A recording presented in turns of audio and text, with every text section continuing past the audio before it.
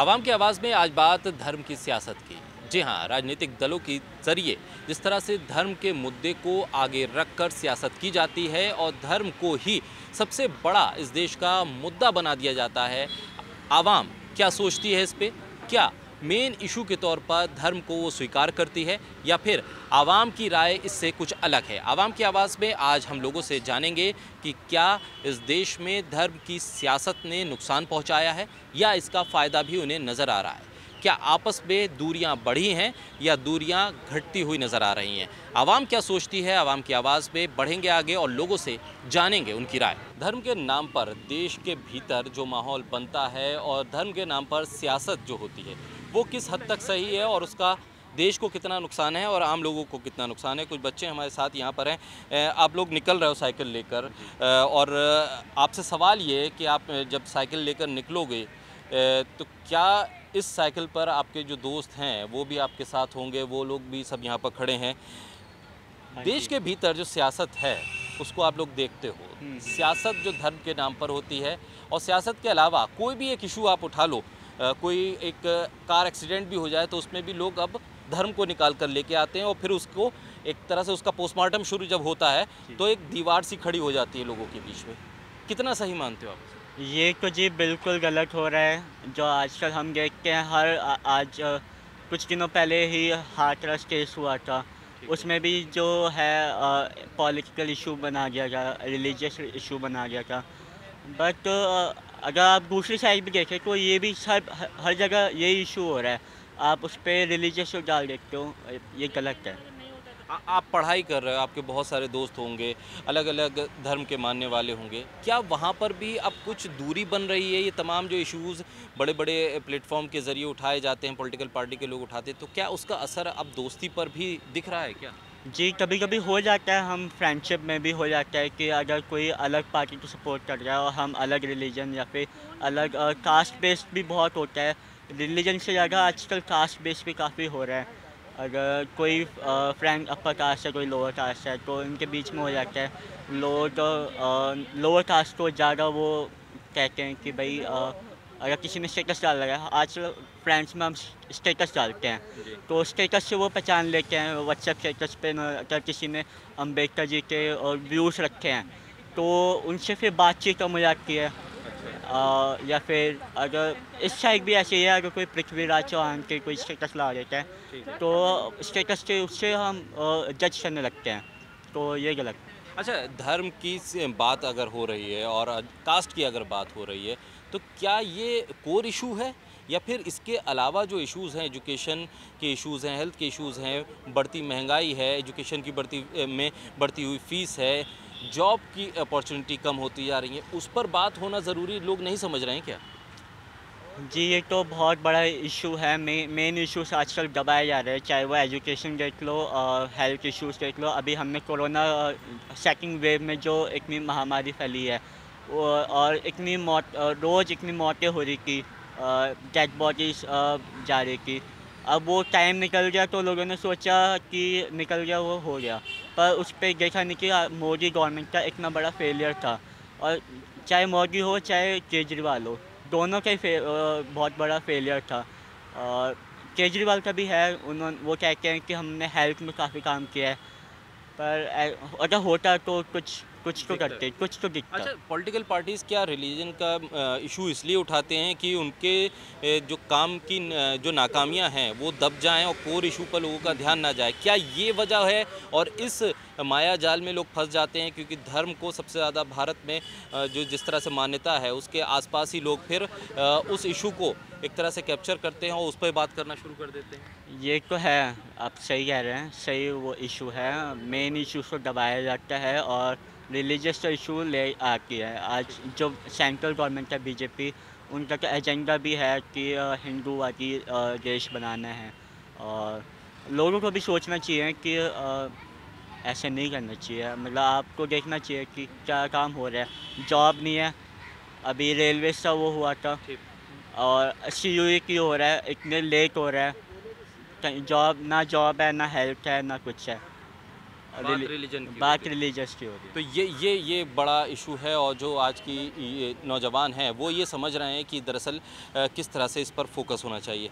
Religion आपके सामने बड़ा फैक्टर है या जॉब, सिक्योरिटी बड़ा फैक्टर है, एजुकेशन में जिस तरह से फ़ीस बढ़ रही है वो बड़ा फैक्टर है, आप कोर इशू किसे मानते हैं? सर मैं कोर इशू आई थिंक मैं इसी को मानता हूँ, जॉब फैसिलिटी नहीं है अभी इंडिया में एज़ पर बहुत अभी तो कुछ इस कोरोना के बाद तो कुछ और बढ़ चुकी है। एजुकेशन में हाँ मैं मानता हूँ कि फ़ीस बहुत है हाई, जैसे कि हम मिडिल क्लास लोग हैं हमारी तरह और हम ज़्यादा फ़ीस अफोर्ड नहीं कर पाते क्योंकि बच्चा स्कूल भी जाता है और फिर बच्चे को ट्यूशन में भी जाना पड़ता है एंड ये एक बहुत बड़ा मुद्दा है सर। अच्छा, आजकल हो क्या रहा है कि आप क्या खाते हो, कैसे पहनते हो, आपके पास किस तरह के कपड़े हैं और आप किस धर्म को मानते हो, इस आधार पर क्या दोस्ती होना शुरू हो गई है? क्योंकि पॉलिटिकल सिस्टम ने, पॉलिटिकल क्लास ने तो ऐसा माहौल बनाया है कि अगर आपके टिफ़िन में कुछ और चीज़ है जो आप नहीं खाते हैं तो आप उससे दूरी बनाएंगे, आप उसे देशद्रोही कहना शुरू कर देंगे। क्या ये दोस्ती में भी हो रहा है, स्कूल कॉलेजेस में भी हो रहा है, और अगर हो रहा है तो आप इससे कितना सहमत हैं? सर अभी तक मैंने देखा है तो मेरे हिसाब से अभी तक मेरे साथ तो ऐसा कुछ नहीं हुआ। बहुत लोगों की जगह होता है कि जैसे कि कोई लड़का हिंदू है और कोई मतलब मुसलमान है, वो दोस्त नहीं रह सकते क्योंकि मुसलमान आप कह सकते हो बीफ ज़्यादा खाते हैं, कभी कभी वो बीफ ले आए टिफ़िन में तो हिंदू लड़का कहता है कि मुझे इसके साथ नहीं बैठना। बहुत सारी जगह में होता है बट जहाँ तक मैंने देखा है तो मेरे साथ तो अभी तक ऐसा कुछ नहीं हुआ। मेरे कुछ मुस्लिम फ्रेंड्स हैं, मैं उनके साथ जाता हूँ, बाहर टूर पे भी जाता हूँ बहुत बार, आउटसाइड दिल्ली भी गया हूँ बहुत बार एंड मेरे साथ तो ऐसा कोई कुछ नहीं। अच्छा, जो ये प्रोस्पेक्टिव बनाया जाता है, जो एक तरह से सोशल मीडिया के ज़रिए, अलग अलग पोस्ट के ज़रिए, वीडियोस के ज़रिए, पॉलिटिकल पार्टीज़ के लीडर्स के बयानों के ज़रिए जो माहौल बनाया जाता है कि ये इस धर्म का है, तो इसके लिए एक परसेप्शन क्रिएट हो जाता है।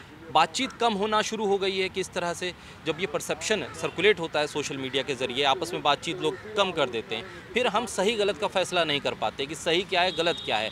क्या इस बातचीत को फिर से बढ़ाने की ज़रूरत है, इंटरेक्शन को बढ़ाने की ज़रूरत है? हाँ सर, बिल्कुल बढ़ाने की ज़रूरत है क्योंकि हम एक पोस्ट से ये नहीं कह सकते कि ये धर्म कैसा है। आप बहुत सारे आप देखते होंगे कि अभी वेस्ट बंगाल ने के एक सीएम पहले बहुत टाइम थे, उन्होंने पोस्ट डाली थी कि शिवलिंग के ऊपर कुछ बैन डाला था। अब लोग ये सोचने लग गए हाँ ये इनका धर्म ऐसा है।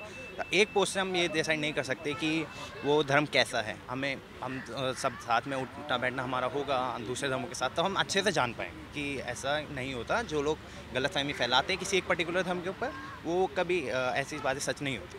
अच्छा, बहुत से लोग ये भी करने लगे हैं कि आपसे सवाल इसलिए पूछ रहा हूँ कि सवाल ये है क्या इस देश की जो नौजवान पीढ़ी है वो आगे कैसे जाएगी?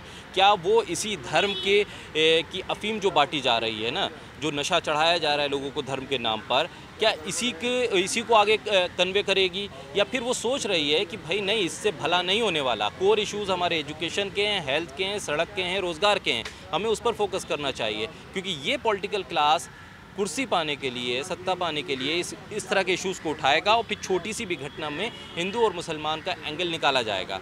क्या मैसेज होगा पॉलिटिकल क्लास के लिए कि आपके इश्यूज़ पर फोकस करें रादर देन कि वो नॉन इश्यूज़ को इश्यूज़ बनाकर जो इश्यूज़ हैं उनको कहीं ना कहीं दबाने की कोशिश करें? सर मैं तो कहूँगा कि बिल्कुल आप इश्यूज़ पे फोकस करें क्योंकि बेतुकी बातें ज़्यादा टाइम तक नहीं रहती। और कुछ वो बात है पॉलिटिकल पार्टीज़ की जो रिलीजन को ज़्यादा हर्ट करते हैं, जैसे हिंदू सेंटिमेंट्स को ज़्यादा हर्ट करते हैं। सर क्यों क्या है ना कि इंडिया के लोगों को मसाला चाहिए। उनको लग रहा है कि हिंदू के ऊपर बोल रहे हैं तो सही बोल रहे होंगे। वो कुछ हम जैसे हिंदू भी है, कह रहे हैं हाँ शिवलिंग पे आपने दूध चढ़ाया, आपने दूध वेस्ट कर दिया। अब कुछ लोग हैं मानते हैं गलत बात है। सर मैं अपनी बताऊं तो मैं ऐसा कुछ नहीं मानता। मैं हनुमान मंदिर जाता हूँ करोल बाग में जो है, मैं वहाँ जाता हूँ, मैं रोज़ पूजा करता हूँ। सर मैं रोज़ पूजा करता हूँ अपने घर पे भी। तो ऐसा कुछ नहीं है कि जो लोग जिनको जैसा बोलना है बोलने दीजिए, हम अपना चलते रहेंगे यार। अच्छा, सोशल मीडिया पे जो फेक न्यूज़ हैं या आधी इन्फॉर्मेशन जो है या फैक्ट्स से परे जो इन्फॉर्मेशन है वो ज़्यादा हर्ट कर रही है लोगों को, वो ज़्यादा मिस इन्फॉर्मेशन क्रिएट कर रही है एटमॉस्फेयर में? हाँ जी सर, ये बिल्कुल एक फैक्ट है। जैसे कि कुछ टाइम पहले बहुत पहले एक वो चला था कि कृष्ण जी के ऊपर चला था कि उनकी 16,000 बीवियाँ थी। इन पे बहुत लोगों ने ट्वीट करा, कुछ बहुत सारे जो लोग नॉन हिंदू हैं उन्होंने बहुत ट्वीट करा कि ऐसा क्यों है, हम 4 बीवियों से शादी करते, कृष्ण जी ने 16,000 शादी करी थी। लेकिन क्या है ना सर, किसी को फैक्ट सुनने की आदत नहीं है।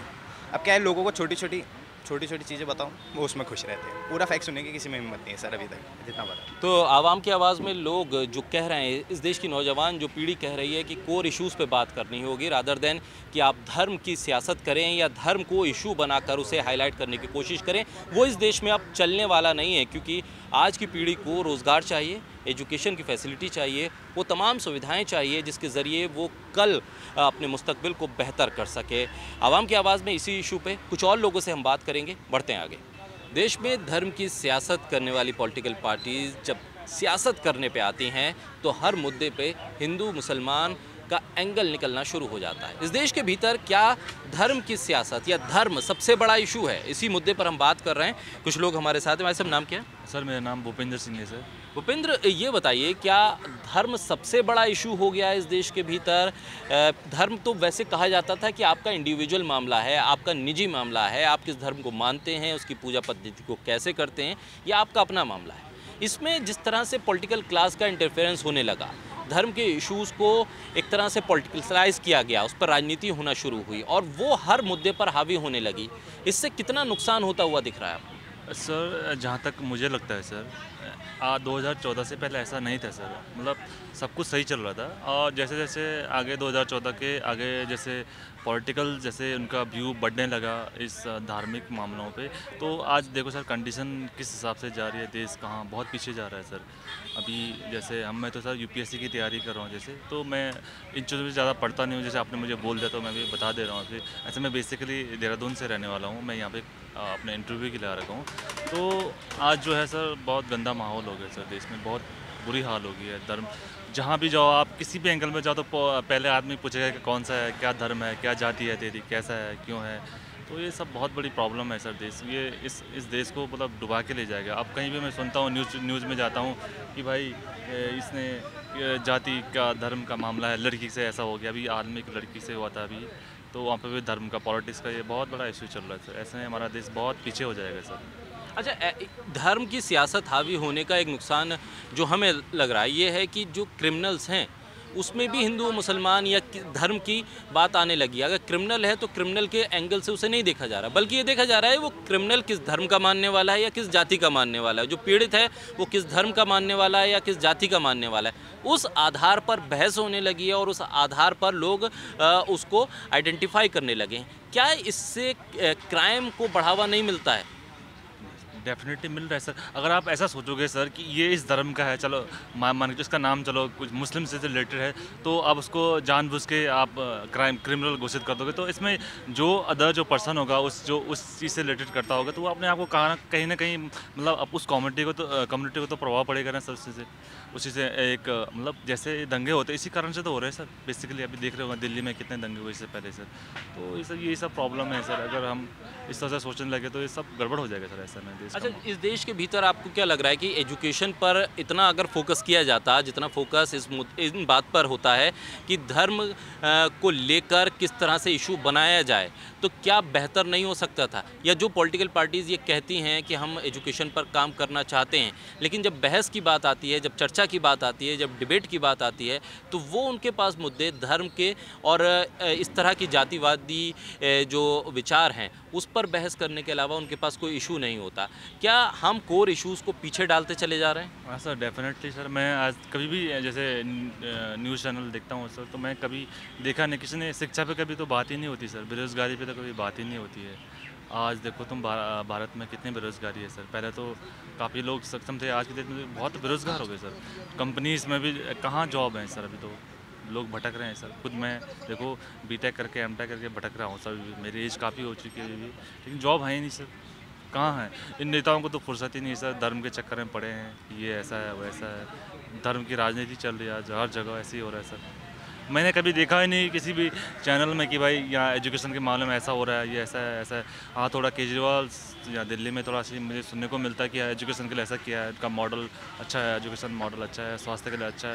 ये तो कभी मैंने किसी नेता के मुँह से सुना ही नहीं सर आज तक। मतलब सुनता ही नहीं मैं। डिबेटिंग जो भी होती है कि भाई ये हिंदू मुस्लिम ऐसा है, फलाना फलाना, यही सब चीज़ें चलता है सर। तो देश में धर्म की सियासत देश को कितना आगे लेकर जा रही है या देश को लेकर जा रही है पीछे, लोगों से जानेंगे। और लोगों की राय खासी अहम इसलिए भी है क्योंकि कि इसी आवाम पर इसी धर्म की सियासत का असर पड़ता है। कुछ लोग हमारे साथ हैं। भाई साहब, नाम क्या है आपका? मेरा नाम सुनील है भाई साहब। सुनील जी, ये धर्म की सियासत को अगर हम देखें तो इस धर्म की सियासत ने देश को फ़ायदा पहुंचाया या नुकसान पहुंचाया?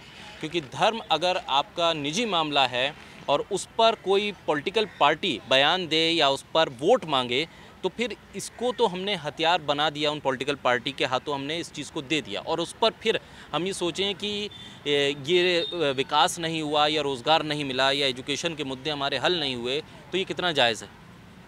देखिए सर, आपने धर्म की बात की ना जी, तो धर्म शब्द का अर्थ समझना चाहिए कि धर्म क्या है। असलियत में धर्म किसे बोलेंगे? धर्म शब्द का अर्थ है धारणा। जो धर्म धारणा सिखाए। हर धर्म में सबके अपने अपने हिसाब से सबने अपनी धारणाएं बनाई हुई हैं, तो वो आदमी का व्यक्तिगत मामला है, उसमें ये पॉलिटिक्स नहीं होनी चाहिए बिल्कुल भी। और धर्म जैसे गीता का पहला श्लोक जो आता है उसमें साफ साफ लिखा है, धर्म क्षेत्रे कुरुक्षेत्रे संवेतायुत्सवा मामका पांडवा संजया किम अकुर्वतः। तो वो ईश्वर क्या पूछ रहे हैं कि धर्म, ईश्वर या धृतराष्ट्र संजय से पूछ रहे हैं कि भाई धर्म क्षेत्र जो कुरुक्षेत्र है उसमें मेरे और पांडवों के पुत्रों ने क्या किया। अब धर्म क्षेत्र को समझना चाहिए कि धर्म क्षेत्र क्या है। असलियत में ये शरीर रूपी क्षेत्र ही धर्म क्षेत्र है, जिसमें आपकी आत्मा बैठी हुई है। उस आत्मा का की अपने आप से ही लड़ाई है? तो कुरुक्षेत्र माना कर्म क्षेत्र। कुरुक्षेत्र वो कोई वहाँ नहीं है जो वो दिखाया गया जड़ जमीन जहाँ पे लाल धरती दिखा दी गई है, वो कोई कुरुक्षेत्र नहीं होता है। कुरुक्षेत्र ये कर्म क्षेत्र, जो जिस शरीर से हम कर्म कर रहे हैं, हम अपने कर्मों को सही करें तो सारे धर्म सही हो जाएंगे। सबकी अपनी अपनी मान्यताएं हैं, सबको मानने दो भाई, सबको जीवन जीने दो, स्वतंत्र स्व के तंत्र में रहने दो। स्व माने आत्मा और तंत्र माने शरीर। तो हर आत्मा को स्वतंत्रता का अधिकार है, तो हर आत्मा को जीने दो और खुद भी जियो और हमें भी जीने दो।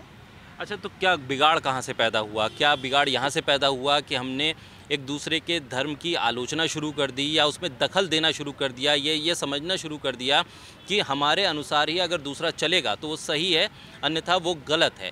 और इसी कमी को और इसी कमज़ोरी को पॉलिटिकल पार्टीज़ ने कैश करना शुरू किया, क्योंकि धर्म बेहद ही संवेदनशील मुद्दा है, ख़ासतौर पे भारतीयों के लिए। देखिए सर, ये जो भी कंट्रावर्शियल चीज़ें हो रही है ना, जो भी मतलब मतभेद क्रिएट हो रखे हैं, वो मतभेद इसलिए हैं क्योंकि हम जानते नहीं हैं चीज़ों को। हमारे को पता ही नहीं है चीज़ों का। भाई वो कहे कि मेरा धर्म अच्छा है, वो कहे मेरा धर्म अच्छा है। धर्म को तो जान लो पहले। असली धर्म क्या है? असली धर्म होता है इंसानियत का धर्म।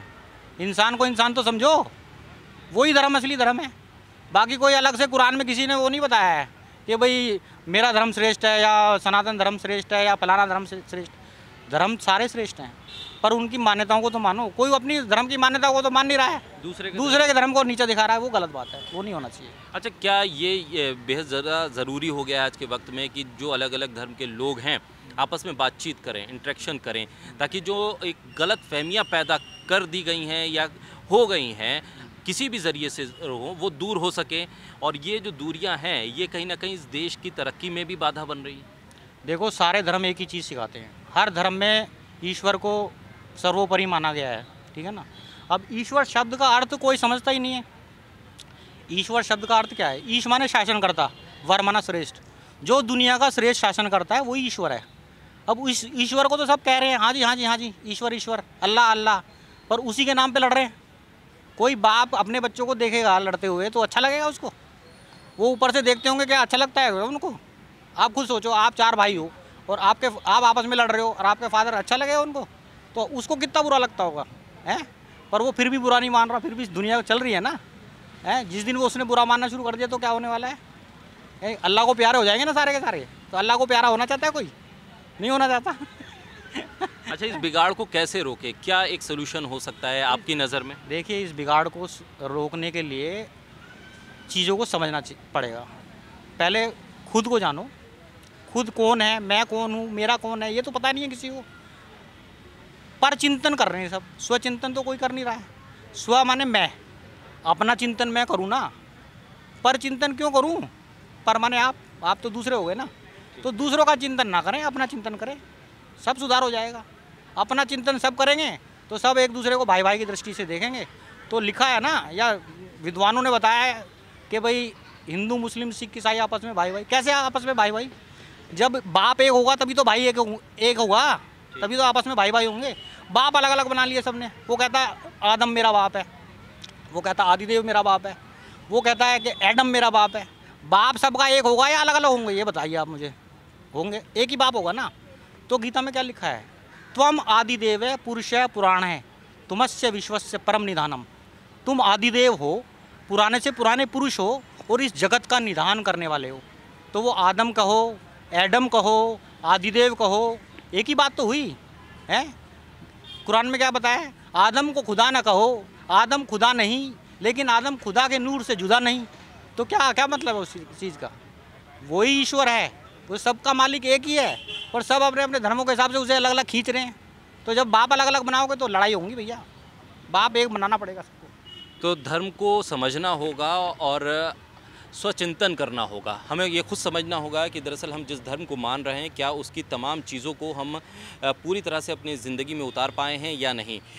ये एक हल है जिससे हम समाज के भीतर से धर्म की जो दीवारें हैं उसको तोड़ सकते हैं। आवाम की आवाज़ में कुछ और लोगों से हम करेंगे बात और इसी मुद्दे पर जानेंगे उनकी राय। धर्म के नाम पर सियासत और उसका असर हिंदुस्तान पर क्या पड़ रहा है, आवाम की आवाज़ में हमने आवाम की राय आप तक पहुंचाई है। इसमें आवाम का मानना ये है, इस देश की जनता का कहना यह है कि धर्म के नाम पर सिर्फ राजनीतिक रोटियां सेकी जाती हैं। असल मुद्दों से ध्यान भटकाने की कोशिश हर राजनीतिक दल करता है। ऐसे में लोगों का साफ तौर पर कहना है कि उन्हें फ़र्क नहीं पड़ता कि उनका दोस्त उनके साथ काम करने वाला क्या खाता है, क्या पहनता है और किस धर्म का मानने वाला है। आवाम की आवाज़ में अगली बार नई जगह से करेंगे आवाम की आवाज़ और नए मुद्दे पर करेंगे बात। तब तक मुझे दीजिए इजाज़त। कैमरा पर्सन जसविंदर के साथ मिर्ज़ा शाकिर अली बेग, तहज़ीब टीवी।